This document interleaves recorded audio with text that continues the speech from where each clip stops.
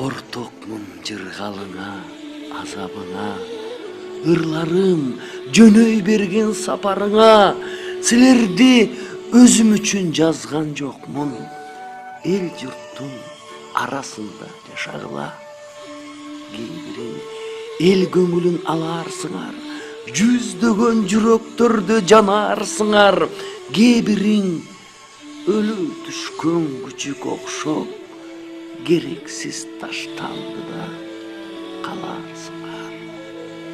Силерди жан дүйнөмдөн жасап алдым, беремин балбандарын баталардын. Кайгырсам силер менен бир кайгырып, жашарсам силер менен жашарармын. Байдекем 30-жылдары төрөлүп, бул да кыйын күндөрдүн убагында төрөлгөн акын. Мисалы ачарчылыкта. Казактар 32-33 жыл тентип кеткенде, Советтер Союзунда эң чоң ачарчылык болгон. Ошол улуу ачарчылыктын алдындагы төрөлгөн балдар булар. Айтматып да ошондой. Атасы жанагындай белгилүү болгон менен баары ачарчылык мунун тең туштары ошондо 28, 29, 30, 31-ci, 32-ci, 33-cü жыл төрөлгөн балдардын баары ачарчылыкка туш келген балдар. Ошонун бири Байдекем болчу. Мына ошону өзүнүн ошол доорун өзүнүн төрөлгөнүн ал мынандай деген ыр менен айтып берет. Топтолук жетип төрөлгөн толгосу шебенемдин үстүндө туулган экемин, уй жечү саман өлөңдүн, анда мен кыйын өңдөнөм, сууктан неге өлбөгөм. Колгалар кийим кийипмин, кокоштой болуп кирдепмин, койгулап жерге башымды, колун тогазып күл жепмин, ичегим темир өңдөнөм, эмне мен анда өлбөгөм. Чүрөк атып сака өкчөсөм, кубанып атам кетчү экен, бир дагы оюнчугум жок, көңүлүм кантип өстү экен, ойлосом кейип кетемин, баарынан кемчил экемин. Жетишпей жүрсөм мен анда, жетиштиң азыр балама, ойногон оюнчуктары өзүнчө чакан араба, ойнойм дейм кошулуп, батпаймын бирок локуйуп деп. Мына жанагы кайгынын ар жактан айтып келатканда жүрөгүң сыздап турат да, аягым уккандан кийин жанагы сыздаганын баары кетип калат. Мен киммин? Мен бир акын жаман сары, колунда коңдогон калем сабы. Энекем эптеп төрөп койсо керек, Кыргызда көбөйсүн деп адам саны. Мен киммин? Мен бир акын жаман сары, колумда коңдогон калем сабы. Кылган иш ырым менен кубансам дейм, Кыргызды кыргыз сүйгөн замананы. Барды көбүз ушундай тагдыр кошкон экен. Өтө көп жыл биргешлер, бири-бирибизди жакшы билдик. Тиги окуп жүргөндө абдан көп сырдашчубуз. Анан ыр жазчубуз, ырыбызды бирибиз окутуп, пикирлер алмашчубуз. Ошондо абдан жакын жүргөн, эң бири-бирибизди жакшы көргөн, бири-бирибиз менен дос болуп жүргөн элек. Тагдыр ушундай экен, ошентип Байдылдан ажырап калдык. Байдылда эми ошол кыргыз адабияты, кыргыз поэзиясы үчүн чоң кызмат кылып кетти. Байдылда ошол мындан ары ушу кыргыз эли менен түбөлүк жашай бермек.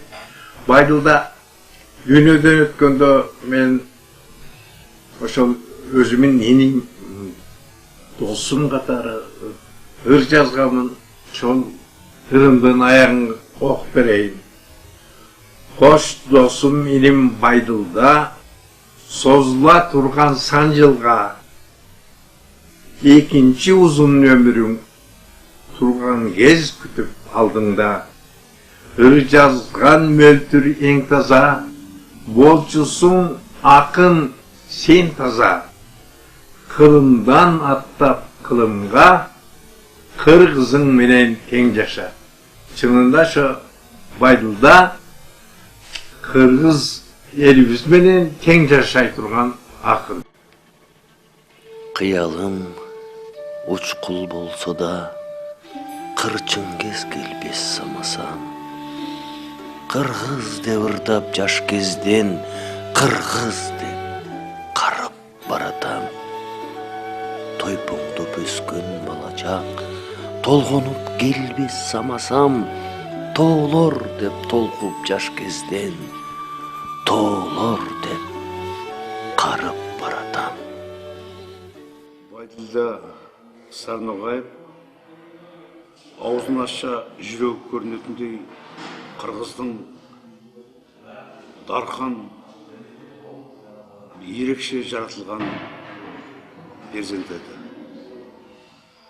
Бәкеңменен біз ерекше жақсы қатынаста болдық. Жалпы Бәкең туралы ойлағанда менің есіме қырғыз тілінің тағдыры оралады. Өйткені тіл ұлттың ең чоң анасы. Тіл жойылған сәттен бастап ұлт жойылады. Қалған шаруалардың барлығы үшінші, төртінші, бесінші кезекте атқарылатын істер, ал қырғыз үшін ең чоң міндет өзінің тілін сақтау. Сондықтан қырғыз тілі бар кезде, қырғыз тілі салтанат құрып тұрған кезеңде Байділда Сарноғаевтың рухы да сол қырғыз ұлтының рухымен, тілімен бірге жасай береді. Вот уже больше года нет, как нет с нами человека, Байділда Сарноғаева, но поэт Байділда Сарноғаев остался навеки и навечно, как один из удивительных феноменов реанимации и восстановления кыргызского национального духа. И такие поэты со временем будут становиться все крупнее, все ярче, все зримее в умах будущих поколений. Поэтому молодому поколению кыргызского народа предстоит заново для себя открывать, перечитывать его незабвенное творчество. Сейчас это может показаться странным, что когда-то Байділда Сарноғаева могли критиковать за то, что он носил священный кыргызский белый колпак, то, что является непременной принадлежностью, атрибутом киргиза. А сейчас, с высоты нашего времени, уже обогащенные предыдущим историческим опытом, мы понимаем, что это и есть истинное проявление лучших качеств каждого народа. И чем крупнее поэт, творец, писатель, он тем сильнее воплощает даже в своем физическом облике, не только в стихах, не только в слове, вот эти лучшие качества своего народа. Байділда Сарноғаев никогда не был националистом. Он был патриотом, он был интернационалистом, он был братом всем народам, и близким, и дальним, но только через свою культуру, через свой язык, через свой народ. Этим он должен был быть интересен и остается таким.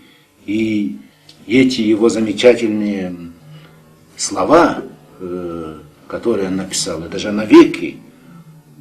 Улутун кимдер сүйбеген, улутшул дешет билбеген. Кыргыз деп келген дүйнөгө, кыргыз деп өтөм дүйнөдө. Гениально. Или эне тилин билбеген, эси жогун аныктайт. Эне тилин сүйбеген, элин сүйүп ярытпайт. Понятно, да? Вот с такими стихами, с такой поэзией кыргызский народ может уверенно смотреть с высот Алато свое грядущее будущее. И Кыргызский народ – это один из народов, которые сегодня как никогда близки и готовы к переходу в новую фазу развития человечества, которая называется ноосферным будущим. В этом ноосферном будущем, естественно, будут блистать, как высокие вершины Алато, имена и творчество таких поэтов, как наш незабвенный Байдулда Сарнагоев. Мен сүйдім ысык көлдің аққуларын, бір оқта ессіз емес баштууларын, сүйбөдім ұзын қара чаштууларын, сүйдім мен көңілімдің жақтырғанын. Мен сүйдім, мені чындап ада сүйді, үйлөндік, үйімізге бақыт кірді. Ал аққу ысык көлді сүзгөнүндөй, турмуштун көлүндө да сүзө билди. Бул киши өзү мага бир да жолу жаман сөз айткан эмес. Даже экөөбүз бири-бирибиздин атыбызды айтчу эмеспиз. Ошол эле жаш кезинен кемпирсем деп койчу. Мен бала төрөгүнүн балдардын атасы деп койчубуз. Ошондой бири-бирибиздин атыбызды вообще айткан жокпуз. Кез-кезде эле Зинахан деп койчу. Анан мен болсом, ой, чал деп койчу ошо жаш кезде. Анан кемпирсем деп койчу. Ошентип эле бири-бирибиздин атыбызды айтпай эмек. Анан кез-кезде мындай чыгармачыл адамдар мындай ар бери жүрүп, жора жолдоштор менен келип калат да. Анан мындай жакшы туруп, кээде чагылгандай болгон бир характери бар эле. Бирок ошол характери мындай бат эле жоюлуп кетчү. Бат кичинекей ачуусу келет, анан бат эле кайра эметип кетчү, жазып кетчү. Мисалы атам кечинде жолдоштору менен келет да.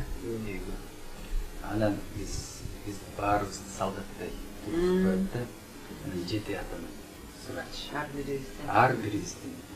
Ошон үчүн биз эсте калды да баары жети ата. Тарбия боюнча мына атам чогулткан китептери биякта турат. Ошо китептерди окуп алып, сен байланар могу китеп деген да ошо. Анан мен ошо атама ыраазымын да.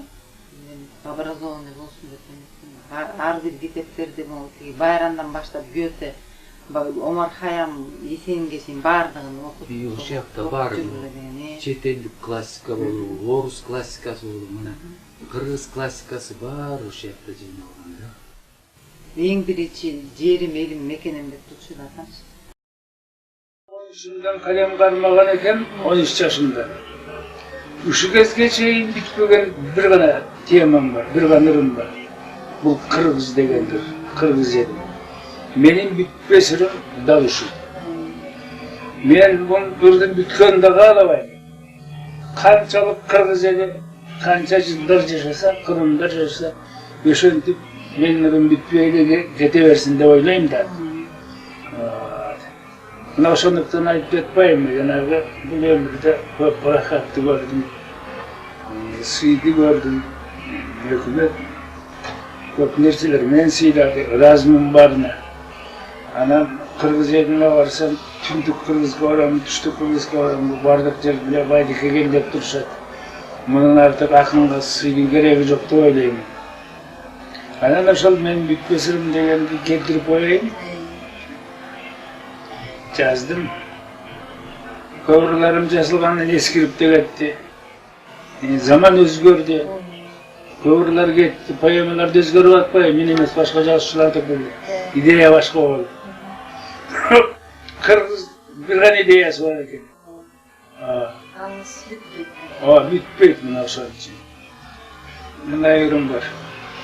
Бүтпөс ырым. Кыргызым бүтпөс ырымсың, кыярбас кызыл туумсың. Саан жагың чакан болса да, сапатың менен улуусуң. Досуңа тоодой бел болуп тоңдурган кышта жылуусуң. Каасыңа кайра эрибес кадимки түндүк уюлсуң. Кыргызым бүтпөс ырымсың, көрөр күн ичер суумсың. Улгайып кайра жашарган улууда кисүү моңуңсың. Kırgız elin öz elim dep aytчулар, Kırgız jerin öz jerim dep basчулар. Bıtırandı urularga bölünböy, bir jеңден kol, bir jakadan baş çıkar. Uzak mezgil singip gelgen sezimge, uruk gerek çıkar gezinde. Başında oy maydalanıp baratsa, Manas деген baban dursun esinde.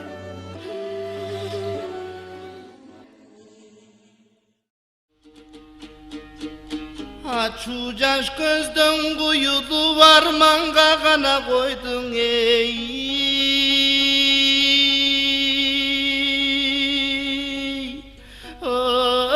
Buyurup Askar to'ylen baydı keng arı baskana janday tuyulup Kaygıga kırgız gömücü Kırgızstanda iki Борборус бар. Бишкек шаары, Ош шаары. Бирок мен ойлойм, Кыргыз элинин руханий дүйнөсүнүн борбору ушул Манас. Биз элди жакырчылыктан алып чыгабыз дейбиз да. Бирок руханий дүйнөсү жарды элди жакырчылыктан алып чыгуу мүмкүн эмес. Мынакей эми Байдыкенин эл аралык сыйлык тапшыруу эметип атат. Эскер кечеси өтүп атат. Мына ушул кечеге угуп атасыздар. Кыргызстандын 7 дуанынан эл келип атат. Келгенде дагы бүт чыгармачыл адамдар өзүнүн өнөрү менен, өзүнүн таланты менен, өзүнүн атын чыгарган эмес, кыргыз элдин атын чыгарган, кыргыз журтунун атын чыгарган адамдар ушул жака чогулат. Кээ биринде азыр бир саясатчылар мансап үчүн, бийлик үчүн элди берип жабылып атабыз да. Байдыкеме окшогон адамдар мына кыргыз элдин башын бириктире турган күч ушул.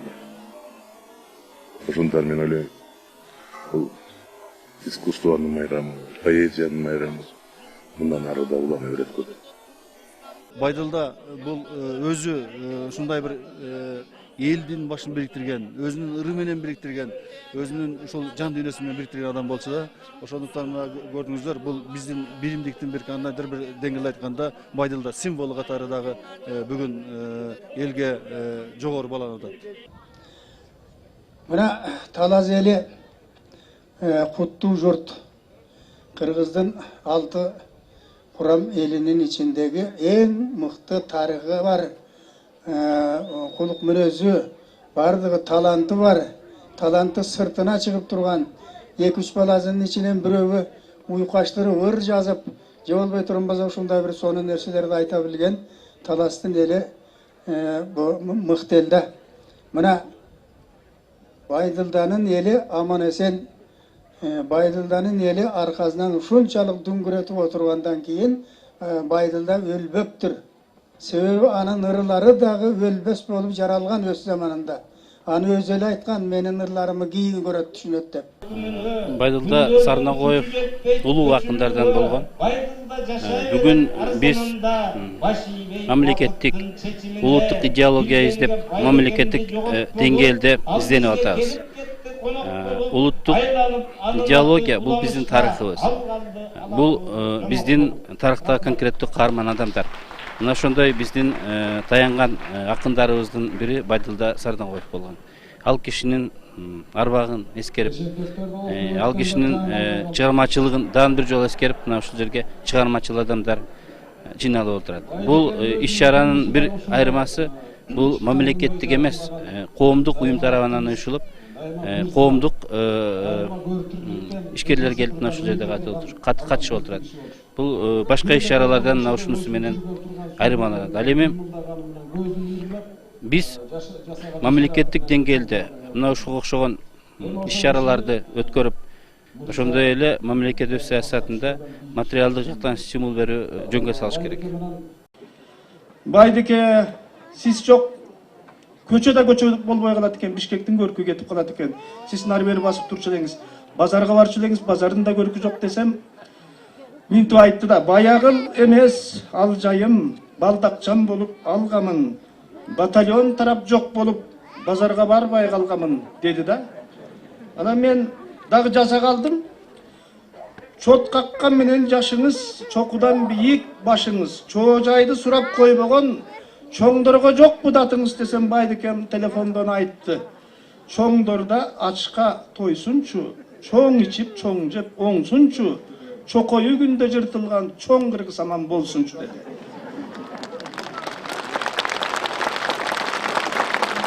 Бул акындар ошо өзүнүн убагында, өзүнүн тирүү кезинде бааланып, сыйлыктарга ээ болсо, андан да таланттуу гений акындар көз өткөндөн кийин экинчи өмүрүн, биринчи өмүрүнөн дагы баарлуу, биринчи өмүрүнөн дагы кымбат, жана биринчи өмүрүнөн дагы мөмөлүү өмүр сүрөт да. Ошол акындарыбыздын бири бул биздин Байдыл агайыбыз. Анткени ал биздин анын ырлары биздин баарыбыздын жүрөгүбүздө терең из менен калган. Мына мен да бала кезимден Байдыл агайдын ырлары менен чоңойдук. Бүгүнкү күндө деле Байдыл агайыбыздын 4 сабын жатка билбеген кыргыз жок. Жоктугунду кыргыз жөнүндө айткан ырларын жакшы билет. Адаттан сырткары улуу акыныбызды эскерип отурабыз, таазим кылып отурабыз. Ушу Байдыкемдин аты кыргыз барда унутулбайт. Анткени Байдыкем ошо кыргыз үчүн жанып күйгөн акын болчу. Байдылдар деген булактан баарыбызга ыраккан деп, биз Байдылдардын булагынан даам сызып, Байдылдардын ыры менен өскөнбүз.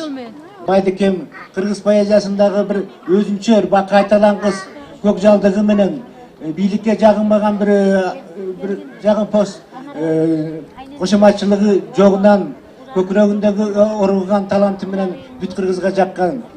Ошон үчүн бул мен ойлойм Байдыкемдин өмүрү өтө узак, анын экинчи өмүрү дайыма бактылуу боло берет. Рахмат.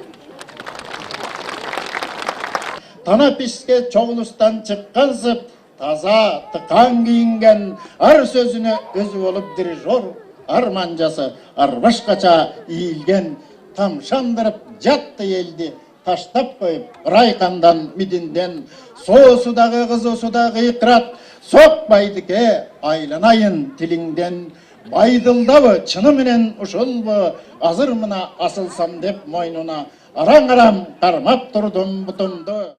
Байдыке ким? Өз айткандай, ал бир акын жаман сары, колунда койкоңдогон калам сабы, кыргыздын бактысына келген экен, кыйынго андай эми жаралмагы. Эмнеге таянды көк тиреген тоолоруна, көкүрөккө батпаган боронуна, ак калпак кыргызына, а бирок эсмас эмес соолоруна. Кыргыз деп өткөн дүйнөдөн деп өзгөчө айтылды ошо Байдыкемдин башында. Мен дагы бир ошо кыргыздын ынтымакчылыгын чагылдырган бир ырымдырдап берейин. Адамдарга кең жайылса кучагың, анық канат кылып учарың, кучак жайып келе жатат деп билгин, кул бурган бул дарактында бутагын. Ынтымакты куруш үчүн кеп курап, ынтымакты куруш үчүн чеп турат. Мүнөзүңдү, пейилиңди оңдосоң, мүйүз деле кучактайын деп турат. Кай бар кыргыз ынтымак деп күн өткөн, кай бар кыргыз ынтымак деп күлөскөн, күрөшсө да бирин бири жыгуу үчүн кучакташып алган бойдон күрөшкөн улуу кыргыз жашасын. Рахмат. Кыргыз жери сопсонун кыйласынан оштон деп Байдыкем айткандай, мына биз Оштон өнөрлүү адамдардын атынан келип калдык. Баарыңыздарга жалындуу салам. Азыркы мезгилде биздин элибизге улуттук идеология керек деп атышпайбы? Ошо улуттук идеологиянын өзү ушу Байдыкенин өзү. Байдыкенин сөзү, Байдыкенин ырлары. Ушу Байдыкенин ырларынан азыркы бизге керек болгон кыргыздын тили, азыркы бизге керек болгон патриотизм ушул Байдыкен ырларында, Байдыкен чыгармаларынан көрөбүз.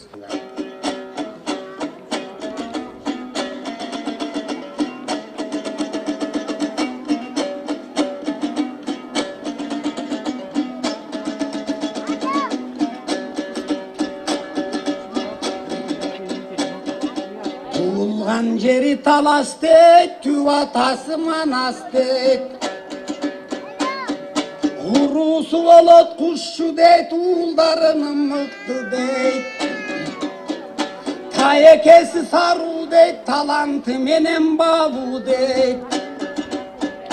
15'teki balanın oңdop tüzöp katasın. Biri karmap tuyağın, biri kağıp bakasın.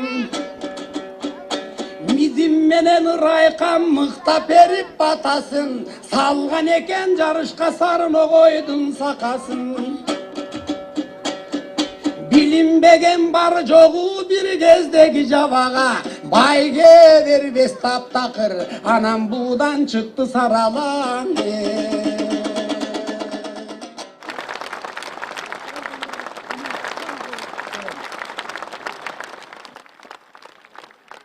Ben Batkenden kuru kelbey, alыс жолдан келе жатып, жол қатары чиймелеп, машина моя коюлат, буя коюлат болбой, bir екі куплет ыр жазып алдым.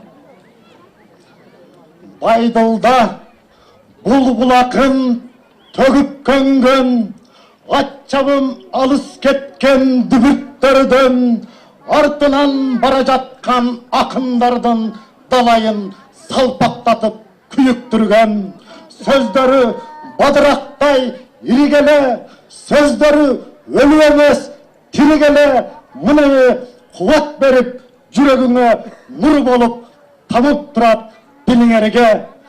Баткеннің жеген ширин өргінен, татыған анандағы бөлігінен, есімде көк дағилап шолақтаған, ұққанда жансыздатқан өлімінен, балбан сөз Байдылдадай бұйықтардың bağlı ой пікірін ұғып қалдым, көптері ерчіп жүріп, жоға түшті тізгінін, басмайылын, құшқарын.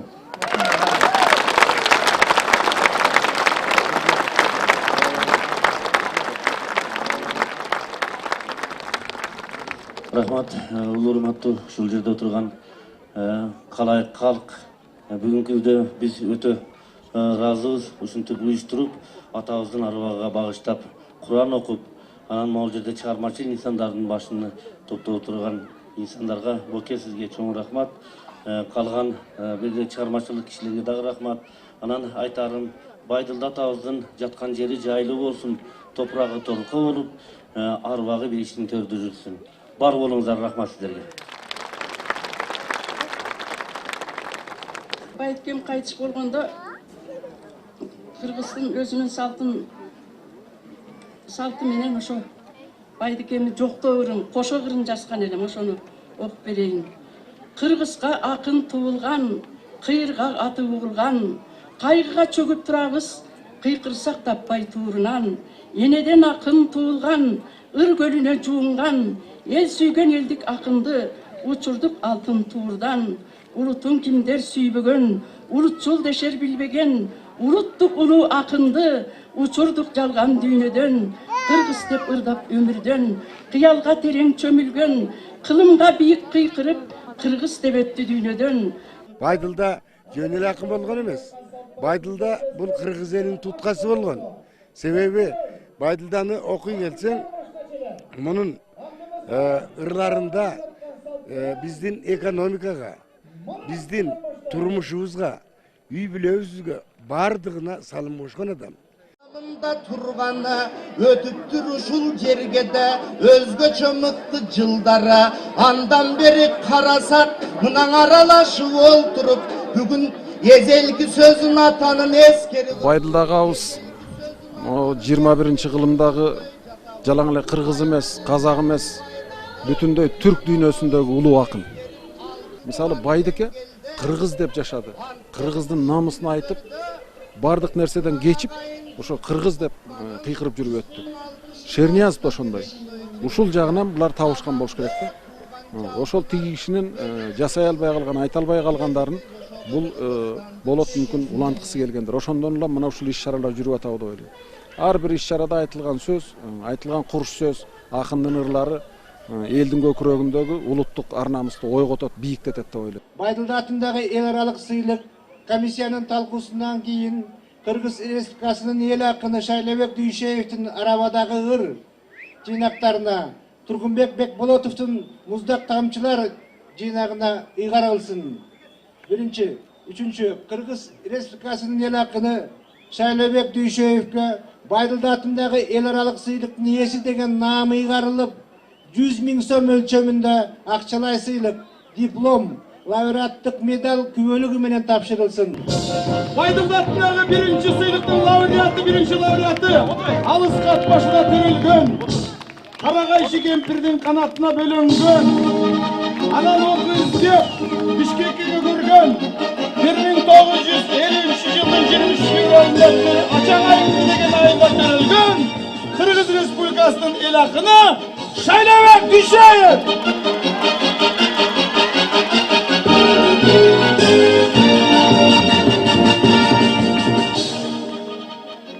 Жетимен кайрымдуулук фонду Кыргыз Республикасынын эл акыны Шайлебек Дүйшеев Арабадагы ыр жыйнактары үчүн Байдылда Сарнакоев атындагы эл аралык сыйлыктын лауреаты деген наамга татыктуу болду.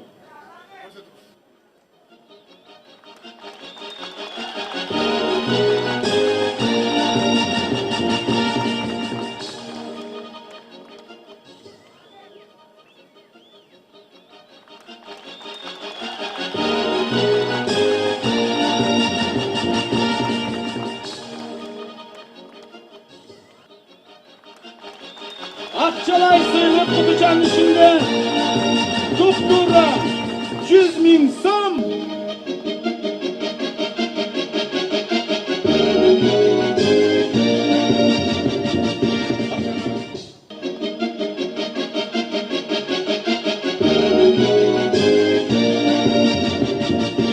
Жетимен кайрымдуулук фонду Акын Тургунбек Бекболотов Муздак тамчылар жыйнагы үчүн Байдылда Сарнакоев атындагы эл аралык сыйлыктын лауреаты деген наамга татыктуу болду. 1966 Грозный орто мектебин бүтүргөн, 75-жылы мамлекеттик университеттин филология факультетин бүтүргөн, эмгек жолу чабан, жумушчу, апрель айында мектепте мугалим, райондук гезитте кабарчы, бөлүм башчы, редактордун орун басары, партиянын райкомунда нускоочу, Кироватта колхозда парктор. 1985 жылдан ушул күнгө чейин Карабур райондук Карабур кабарлар гезитинин редактор болуп иштейт. Биринчи китеби 1997 чыккан Көз караш деп атталат. Экинчи китеби 99-жыл Чарчаган кылым. Үчүнчү китеби 2003-жылы Муздак тамчылар. Демөөрчүсү Болош Шерниязов. Кыргыз улуттук жазуучулар союзунун мүчөсү. Кыргызстан журналисттер союзунун мүчөсү Бекболотов Тургунбек Айткулова.